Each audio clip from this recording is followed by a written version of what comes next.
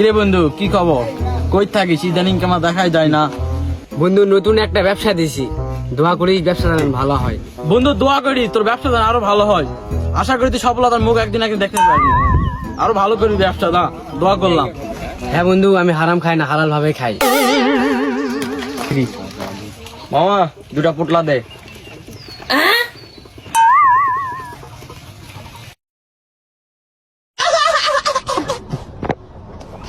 এই ব্যবসা করিস, তোর জন্য দোয়া করলাম। তুই এই পোটলার ব্যবসা করিস, যা ভাগ।